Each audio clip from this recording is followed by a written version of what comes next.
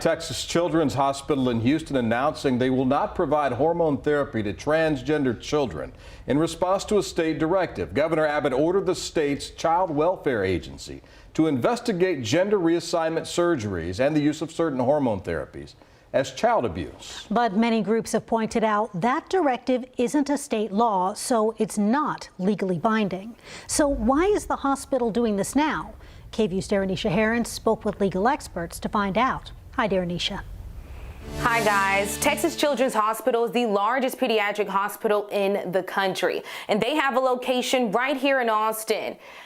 And they put out a statement saying, in part, the hospital's mission is to create a healthier future for all children with bounds of the law. And this step was taken to safeguard healthcare professionals and impacted families from potential criminal ramifications. End of that quote. And I spoke with a UT law professor who says a bill that would have mandated those DFPS investigations didn't make it through the last legislative session, and the governor doesn't have the right to change that. So she says the hospital move is premature. They really should be thinking about things like medical malpractice, right? The standard of care requires treating these children consistent with their gender identity. They should be worried about sex discrimination. Federal law prohibits them from discriminating against patients based on their gender identity.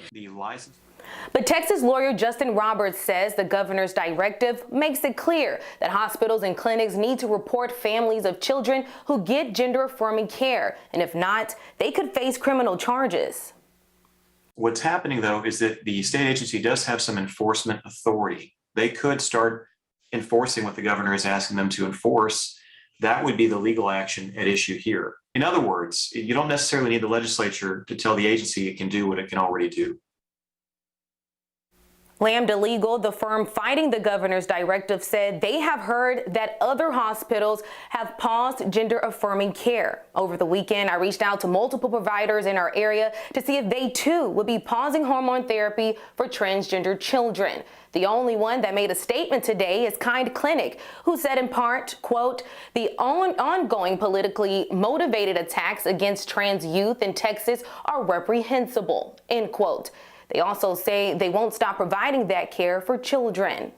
A Travis County judge temporarily blocked the governor's directive for one specific family last week, but a judge will look at the directive on a broader scale on Friday. Quita, Brian. All right, KVUE's Darrenisha Heron live in our newsroom tonight. Darrenisha, thank you.